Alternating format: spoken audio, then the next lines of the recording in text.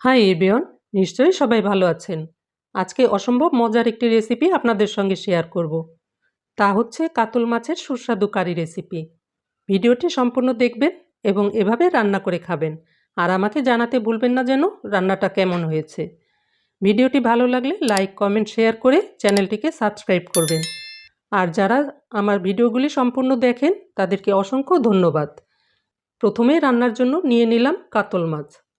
এখানে ৬ টুকরো মাছ নিয়েছি। মাছগুলোকে লবণ গরম পানি দিয়ে ভালো করে ধুয়ে পানি ঝরিয়ে নিয়েছি। তারপর এর মধ্যে আধা চা চামচ হলুদের গুঁড়ো এবং আধা চা চামচ লবণ দিয়ে ভালো করে মেখে একপাশে রেখে দেব। এরপর যে মশলা লাগবে সেই মশলাগুলো রেডি করে নেব।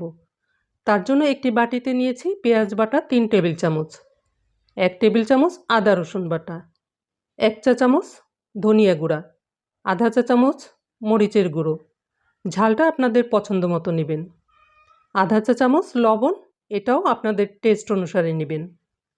নিয়েছি আধা কাপ লিকুইড দুধ এবং ২ টেবিল চামচ লেবুর রস। আর নিয়েছি কয়েকটি কিশমিশ, এটা অপশনাল। এবার সব কিছু একসঙ্গে ভালো করে মিশিয়ে নেব। এবার রান্নায় চলে যাই। তার জন্য চুলায় একটি ফ্রাই প্যান গরম দিয়েছি এবং দিয়েছি রান্নার তেল ৩ টেবিল চামচের মতো।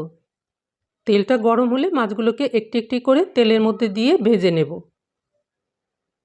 খুব কড়া করে ভাজবো না, ঠিক এরকম ব্রাউন কালার করে এপিট ওপিট ২ পিঠই ভেজে নিয়ে তেল থেকে তুলে নেব।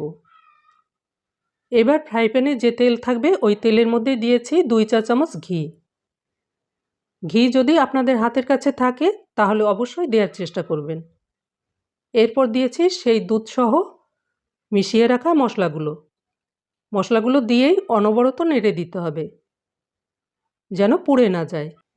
এ সময় চুলার জালটাকে মিডিয়াম থেকে একটু কমে রেখেই মশলাগুলোকে কষিয়ে নেব। প্রায় ৩-৪ মিনিট কষানোর পরে ঠিক মশলাগুলো এরকম তেল থেকে ছেড়ে আসবে। এই পর্যায়ে সেই ভেজে রাখা মাছগুলি মশলার মধ্যে একটি একটি করে দিয়ে দেব এবং ১ মিনিট করে দু সাইড এভাবে উল্টিয়ে পাল্টিয়ে ভেজে নেব। এই কাজটি একটু সাবধানে করতে হবে যেন মাছগুলি ভেঙে না যায়। ২ মিনিট পরে এর মধ্যে দিয়েছি ঝোলের জন্য পানি। ঝোলটাকে একটু নেড়েচেড়ে মিশিয়ে নিয়ে ঢেকে রান্না হতে দেব ৫ থেকে ৬ মিনিটের জন্য। এই ফাঁকে একটা মশলা তৈরি করে নেব। তার জন্য নিয়েছি ২টো এলাচ এবং ২ টুকরো দারচিনি, এগুলোকে গুঁড়ো করে নেব। ৫ মিনিট পরে ঢাকনাটা তুলে নিলাম। দেখুন ঝোলটা কমে গিয়েছে এবং রান্নাটাও প্রায় শেষ হয়ে গেছে। এখন এই পর্যায়ে দিয়েছি এলাচ এবং দারচিনির গুঁড়োটা, আর দিয়েছি ২টো গোটা কাঁচা লঙ্কা, দিয়েছি সামান্য চিনি। চিনিটা অপশনাল। চিনিটা দিলে তরকারির স্বাদটা একটু বেড়ে যায়। এবার আলতো হাতে মিশিয়ে নেব। মিশানো হয়ে গেলে ঢাকনাটা একটু ফাঁকা রেখে ঢেকে রাখবো ২-৩ মিনিট। ২-৩ মিনিট পরে চুলার জালটাকে বন্ধ করে কিছু সময়ের জন্য ঢেকে রাখবো। এতে করে তেলটা উপরে উঠে আসবে। তারপর পরিবেশন করব। দেখুন কতটা লোভনীয় আর কত অল্প সময়ে ঝামেলা ছাড়াই রান্নাটা করে নিলাম। রান্নাটি যদি পছন্দ হয় তাহলে অবশ্যই ট্রাই করবেন। আশা করি ভালো লাগবে। সবাই ভালো থাকবেন, সুস্থ থাকবেন। আবার কথা হবে পরবর্তী রেসিপিতে। Good bye.